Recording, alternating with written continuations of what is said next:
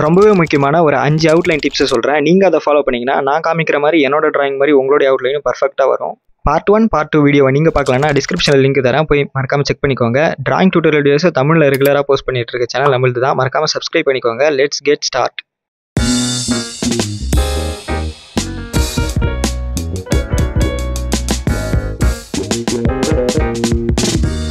Friends, இந்த 5 டிப்ஸை வந்து நம்ம ரிவர்ஸ் மெத்தடில் பார்க்கலாம். அதாவது 5 4 3 2 1 அப்படின்னு சொல்லிட்டு. இப்போ அந்த விதத்தில் 5th டிப் தான் வந்து இது. இந்த டிப் வந்து பார்த்தீங்கன்னா கேப்ஸ் அப்படிங்கிறது தான். அது என்னப்பா கேப்ஸ் அப்படின்னு உங்களுக்கு தெரியலையா? இந்த மாதிரி பர்ஃபெக்டான அவுட்லைன் வரும்னா அந்த கேப்ஸ் வந்து ரொம்ப முக்கியம். எப்படின்னு நான் சொல்கிறேன்.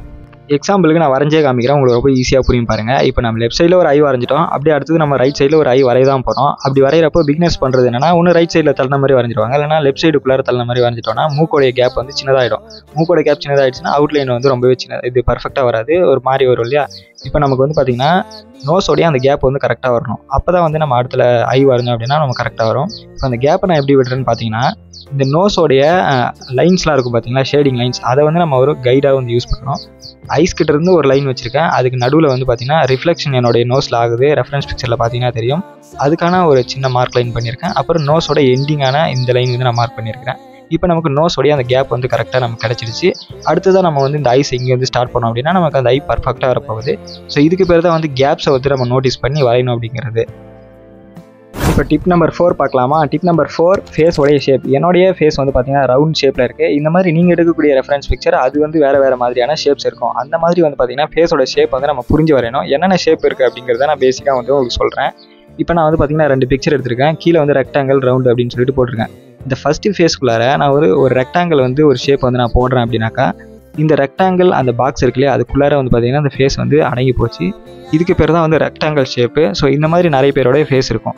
இப்போ ரைட் சைடில் போடுறக்கூடிய ரவுண்ட் ஷேப்பில் ஒரு ஃபேஸ் இருக்கு இல்லையா, அந்த ஷேப்புக்குள்ளாரே நான் வந்து ரவுண்டு வந்து வரைகிறேன். பார்த்தீங்கன்னா ரவுண்டு வந்து கரெக்டாக வந்துடுச்சு. அந்த ரவுண்டு சுற்றின மாதிரி வந்து ஃபேஸ் இருக்குது, ரவுண்ட் ஷேப்பு. நெக்ஸ்ட்டு வந்து ஓவியல் ஷேப்புக்கான ஃபேஸு. இது வந்து பார்த்திங்கன்னா ஒரு முட்டையை கவுத்து போட்டோம் அப்படின்னாக்கா அந்த ஷேப்பில் வந்து ஒரு சில பேருடைய ஃபேஸ்லாம் இருக்கும். யாராவது இந்த மாதிரி ஷேப் இருக்கிற ஃபேஸ் இருந்தவங்க கோச்சிக்க போகிறீங்க, அப்படிலாம் ஒன்றும் கிடையாது. ஜஸ்ட்டு ஷேப்புக்காக நான் சொல்கிறேன். இது வந்து ஓவியல் ஷேப்பு. இப்போ ஸ்கொயர் ஷேப். இப்போ இந்த ஸ்கொயர் ஷேப்பு நிறைய பேருக்கு வந்து இருக்கும். அதுவும் முக்கியமாக பாய்ஸுக்கு நிறைய பேருக்கு வந்து இந்த ஷேப் வந்துருக்கும். இந்த ஃபேஸ்க்குள்ளே நான் ஒரு கட்டத்தை வரைஞ்சேன் அப்படின்னா அது வந்து கரெக்டாக அந்த ஸ்கொயர் ஷேப்புக்கு வந்துடுது. ஸோ இது ஸ்கொயர் ஷேப்புக்கான ஃபேஸு. இப்போ நான் இந்த 2 ஷேப் வந்து காமிக்கிறேன். இது வந்து பார்த்திங்கன்னா நிறைய பேருக்கு இருக்காது, பட் தெரிஞ்சு வச்சுக்கோங்க. இது வந்து ட்ரையாங்கிள் ஷேப்புக்கான ஃபேஸு. இந்த ஃபேஸ்க்குள்ளே நான் ஒரு ட்ரையாங்கிள் வரைஞ்சேன் அப்படின்னா அந்த ட்ரையாங்கிள்குள்ளார செட் ஆகிற மாதிரியான இந்த ஃபேஸ் ஷேப் வந்து கிடைக்கும். சாரி கைஸ், நான் வந்து கொஞ்சம் சின்னதாக வரைஞ்சிட்டேன். இந்த சைடில் கொஞ்சம் வரைகிறேன் பாருங்கள், இதுதான் கரெக்டான அந்த ஷேப்பு. ஸோ ரெக்டாங்கிள் ஷேப்பில் வந்து நமக்கு கிடைக்கும். அடுத்ததாக வந்து டைமண்ட் கட் ஷேப்பு. இதெல்லாம் ரொம்ப ரேரான ஃபேஸ் ஷேப்பு, இருந்தாலும் தெரிஞ்சு வச்சுக்கோங்க. இதை நம்ம வந்து பார்த்திங்கன்னா ஒரு டைமண்ட் வந்து ஷேப் வந்து நான் வரைகிறேன். அந்த டைமண்ட் ஷேப்பில் வந்து அந்த ஃபேஸ் வந்து இருக்கிறது உங்களால் பார்க்க முடியும்.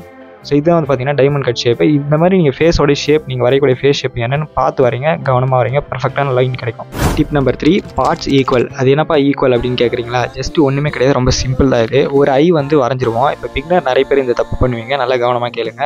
இன்னொரு ஐ வரையும் போது இந்த லெஃப்ட் ஐக்கு சம்மந்தமே இல்லாமல் ஒரு சில பேர் பெருசாக வரைவாங்க, இல்லைனா ஒரு சில பேர் வந்து சின்னதாக வரைஞ்சிருவாங்க. இப்படி வரைஞ்சிங்க அப்படின்னா அந்த அவுட்லைன் வந்து எப்படி பர்ஃபெக்டாக இருக்கும்?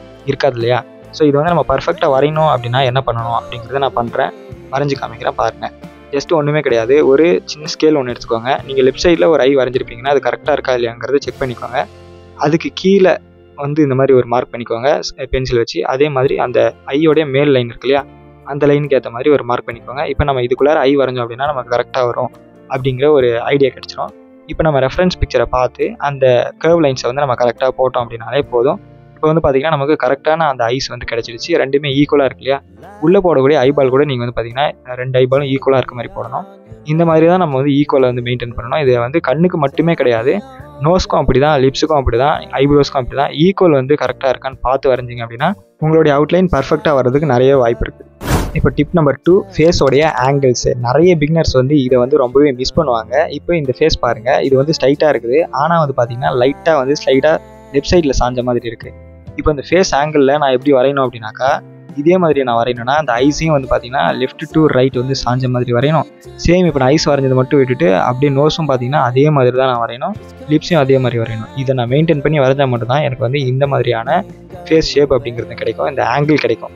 ஸோ இப்போ இந்த ஆங்கிள் பாருங்கள், இந்த ஆங்கிளில் வந்து ஸ்ட்ரைட் ஆங்கிள் தான், பட் ஃபேஸ் லைட்டாக திரும்பி இருக்குது. ஆனால் ஐஸு, நோஸு, லிப்ஸு இதெல்லாம் வந்து பார்த்திங்கன்னா அப்படியே ஸ்ட்ரைட்டாக கோடு போட்டோம்னா நல்லா ஸ்ட்ரைட்டாக வரும்.